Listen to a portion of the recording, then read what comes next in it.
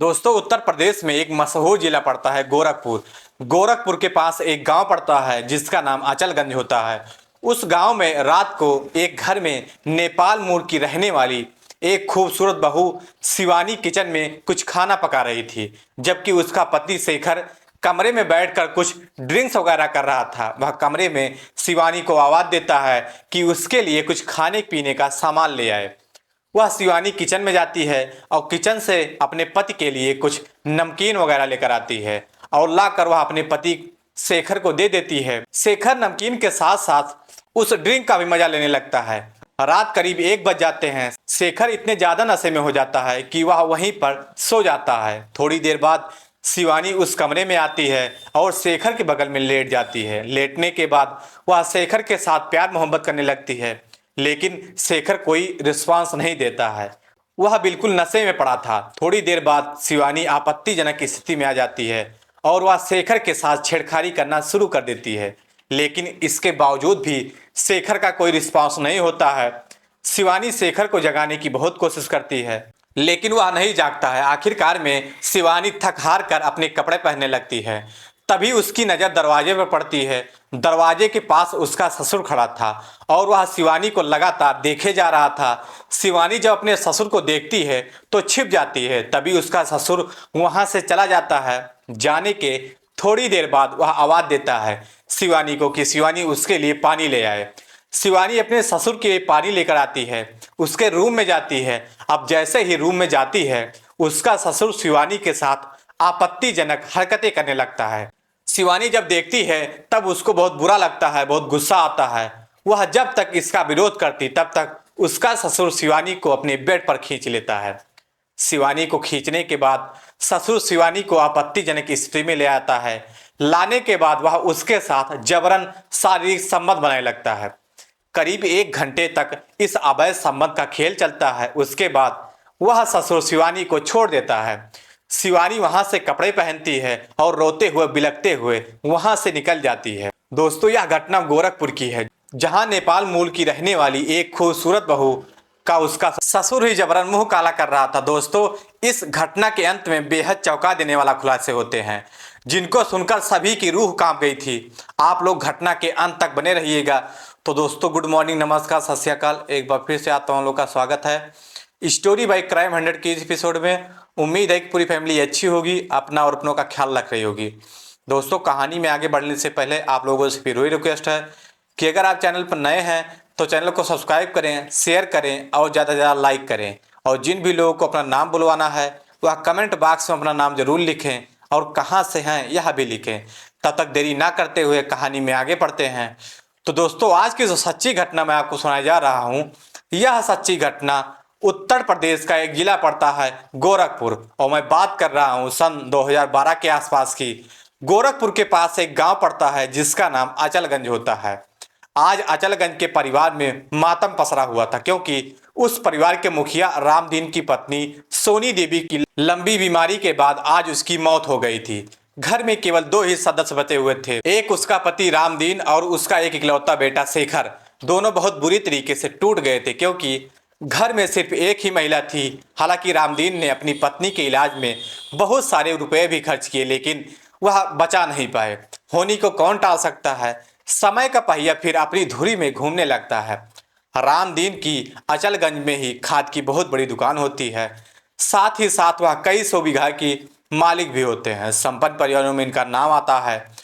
जो इनका बेटा था शेखर, उसने डी फार्मा की पढ़ाई करने के बाद गोरखपुर की एक दवा फैक्ट्री में नौकरी कर लेता है और वह नौकरी करता रहता है। जिस फैक्ट्री में शेखर नौकरी करता है उसकी एक ब्रांच काठमांडू नेपाल में भी होती है। कई बार कंपनी का जो मालिक होता है उसको बोलता है कि तुम काठमांडू यानी कि नेपाल चले जाओ, वहां पर तुम पूरी कंपनी को संभालो, लेकिन शेखर हर बार मना कर देता है, क्योंकि यहाँ पर उसके पिताजी का देखभाल करने वाला कोई नहीं होता है। करीब 8 महीने का समय गुजरता है उसके बाद कंपनी फिर से शेखर को एक ऑफर देती है कि अगर वह काठमांडू चला जाएगा तो उसको यहाँ से डबल सैलरी मिलेगी और रहने के लिए घर भी मिलेगा। अब यह बात शेखर को अच्छी लगती है, लेकिन उसके सामने उसके बाप की मजबूरी थी। वह शाम को अपने घर जाता है और अपने बाप रामदीन से यह पूछता है कि कंपनी उसको यहाँ से काठमांडू भेज रही है, क्या वह चला जाए। रामदीन उसको बोलता है कि देखो बेटा, मेरी तो चिंता मत करो, क्योंकि मेरी तो जिंदगी कट गई है। तुम अपना भविष्य अच्छे से बना लो, तुम जा सकते हो। करीब 1 महीने बाद शेखर अपनी तैयारी करता है और गोरखपुर से काठमांडू शिफ्ट हो जाता है। कंपनी की तरफ से शेखर को रहने के लिए घर मिलता है और साथ ही साथ खाना बनाने के लिए नौकर भी मिलता है। शेखर वहीं से अपनी नौकरी की शुरुआत करता है। शेखर को नौकरी करते करते करीब 3 महीने गुजर जाते हैं। इसी बीच एक दिन उस कंपनी में एक लड़की काम करने के लिए आती है, जिसका नाम शिवानी था। शिवानी दिखने सुनने में बेहद खूबसूरत थी। वह वहाँ दूसरों लोगों के साथ मिलकर दवाइयाँ पैकिंग किया करती थी। टाइम बीतने लगता है। एक दिन विजिट के लिए शेखर उस फैक्ट्री में आता है। आते ही उसकी नज़र शिवानी पे पड़ती है तो उसको देखकर दंग रह जाता है, हैरान रह जाता है। शिवानी वाकई में देखने में बेहद खूबसूरत थी। अब जो शेखर था वह किसी न किसी बहाने से शिवानी को अपने केबिन में बुला लेता था और उससे खूब बातचीत किया करता था। धीरे धीरे 2 महीने और गुजर जाते हैं। इसी बीच शिवानी को पता चल जाता है कि शेखर दिल ही दिल उसको प्यार करने लगा है। एक दिन शेखर शिवानी को अपने केबिन में बुलाता है और उससे पूछता है कि तुम्हारे परिवार में कौन कौन से लोग हैं। शिवानी बताती है कि उसके परिवार में उसके माँ बाप के अलावा उसकी 4 बहनें हैं। उसका बाप शराबी है। इसके चक्कर में उसको पढ़ाई लिखाई छोड़कर नौकरी करनी पड़ रही है। जब यह बात शेखर सुनता है तो उसको बहुत ज़्यादा दुख होता है, गुस्सा आता है। समय का पहिया फिर से अपनी धुरी पर घूमने लगता है और करीब 10 महीने गुजर जाते हैं। इन 10 महीनों में शेखर और शिवानी का प्यार आसमान पर चढ़ने लगा था। अब आए दिन शेखर शिवानी को नए नए रेस्टोरेंट में ले जाता, उसको खूब खिलाता पिलाता, खूब मौज मस्ती करता, खूब दोनों बातें करते थे।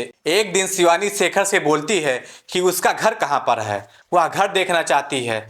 शेखर उसको बाइक पर बिठाता है और अपने घर लेकर आता है और घर लाने के बाद शिवानी के लिए चाय वगैरह बनाता है। दोनों बैठकर बातें करते हैं। शिवानी शेखर के लिए कमरे में चाय लेकर आती है। दोनों बातचीत करने लगते हैं और चाय पीने लगते हैं। तभी शिवानी शेखर के साथ थोड़ा रोमांटिक होने लगती है। शेखर भी शिवानी के साथ रोमांटिक होने लगता है। दोनों एक दूसरे से प्यार करने लगते हैं। तभी शेखर शिवानी से बोलता है कि वह उसके साथ शारीरिक संबंध बनाना चाहता है। शिवानी थोड़ा मना करती है, लेकिन थोड़ी देर में दोनों आपत्तिजनक की स्थिति में आ जाते हैं और उस दिन शेखर शिवानी के साथ शारीरिक संबंध बना लेता है। अब आए दिन दोनों का शारीरिक संबंध बनने का खेल चल पड़ता है। जब भी इन दोनों को मौका मिलता वह दोनों एक दूसरे के साथ शारीरिक संबंध बना लिया करते थे। थोड़े दिनों बाद शेखर और शिवानी शादी की प्लानिंग करने लगते हैं, लेकिन इस शादी में सबसे बड़ी रुकावट था शिवानी का शराबी बाप। एक दिन शेखर शिवानी के घर पहुंच जाता है और जाने के बाद वह उसके बाप से बोलता है कि वह शिवानी के साथ प्यार मोहब्बत करता है, उसके साथ शादी करना चाहता है। उसका बाप तुरंत मना कर देता है कि ऐसा कतई नहीं हो सकता है, वह शिवानी की शादी उसके साथ कतई नहीं करा सकता है। शेखर उसको बहुत समझाता है, लेकिन उसका बाप एक भी बात नहीं मानता है। वह अड़ा रहता है कि शिवानी की शादी उसके साथ कभी भी नहीं हो सकती। तभी शेखर वहां से मायूस होकर जाने लगता है। तभी शिवानी का जो बाप होता है उसको रोकता है और वह बोलता है कि एक शर्त पर मैं अपनी बच्ची की शादी तुमसे करा सकता हूँ, अगर तुम मुझे 7 लाख रुपए दे दो।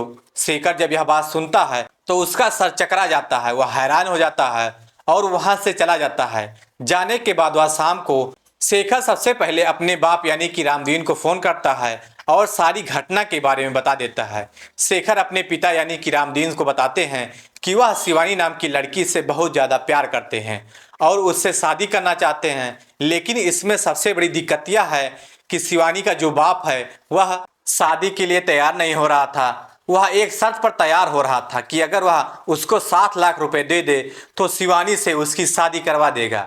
रामदीन अपने बेटे शेखर को बोलता है कि 7 लाख कौन सी बड़ी बात है, अगर तू शिवानी से सच्ची मोहब्बत करता है, प्यार करता है तो 7 लाख देने में तू क्यों पड़ा हुआ है। तू पढ़ा लिखा आदमी है, तू समझदार आदमी है, मुझे तेरे फैसले पर पूरा यकीन है। शेखर 7 लाख रुपए का इंतजाम करता है और दूसरे दिन जाकर शिवानी के बाप को दे देता है। करीब 2 सप्ताह बीतते हैं। उसके बाद शिवानी और शेखर एक मंदिर में जाकर शादी कर लेते हैं। शादी करने के बाद शिवानी शेखर के साथ उसके घर में आ जाती है और दोनों अपनी जिंदगी को अच्छी तरीके से जीने लगते हैं। शादी के करीब 4 महीने बाद शेखर शिवानी को बोलता है कि अब हम लोग गोरखपुर अपने गांव चलेंगे। शिवानी बहुत खुश हो जाती है क्योंकि पहली बार वह शेखर के साथ गांव जा रही है। 9 फरवरी सन 2015 को शेखर और शिवानी काठमांडू से अपने गांव यानी कि गोरखपुर के लिए निकल पड़ते हैं। शाम तक यह लोग अपने गांव गोरखपुर पहुंच जाते हैं। पहुंचने के बाद उस दिन रामदीन इन दोनों का भरपूर स्वागत करता है, अपनी बहू का स्वागत करता है। शिवानी गोरखपुर आने के बाद बहुत खुश थी। अब समय का पहिया अपनी धुरी पे फिर से घूमने लगता है और करीब 7 महीने गुजर जाते हैं। इन 7 महीनों में शेखर ने फिर से वही कंपनी ज्वाइन कर ली थी जहां पर वह पहले काम किया करता था। अब शेखर रोज अपने घर से ड्यूटी पर जाने लगता है और रोज रात वह वापस आ जाता है। एक दिन रात में शेखर अपने लिए कुछ ड्रिंक्स वगैरह लेकर आता है। आने के बाद वह कमरे में बैठकर ड्रिंक्स करने लगता है। तभी वह अपनी पत्नी शिवानी को आवाज देता है कि उसके लिए कुछ खाने के लिए ले आए। थोड़ी देर बाद उसकी पत्नी नमकीन वगैरह लेकर आती है और शेखर के पास रखकर चली जाती है। शेखर नमकीन के साथ साथ शराब का भी मजा लेने लगता है और वहीं पर धुत होकर लेट जाता है। थोड़ी देर बाद उसकी पत्नी शिवानी आती है। आने के बाद वह शेखर के बगल में लेट जाती है। लेटने के बाद वह उसके साथ मस्ती करने लगती है, छेड़ने लगती है। लेकिन शेखर इतना नशा कर चुका था कि वह कोई रिस्पॉन्स नहीं कर रहा था। तभी उसकी पत्नी शिवानी आपत्तिजनक स्थिति में आ जाती है और वह शेखर को जगाने की कोशिश करती है, लेकिन शेखर फिर भी नहीं उठता है। आखिरकार यह थक हार कर शिवानी अपने कपड़े पहनने लगती है। तभी उसकी नज़र सामने वाले दरवाजे पर जाती है। तभी अचानक शिवानी देखती है कि उसका जो ससुर है रामदीन खड़ा होकर उसको आपत्तिजनक स्थिति में देख रहा होता है। यह देखकर शिवानी छिप जाती है।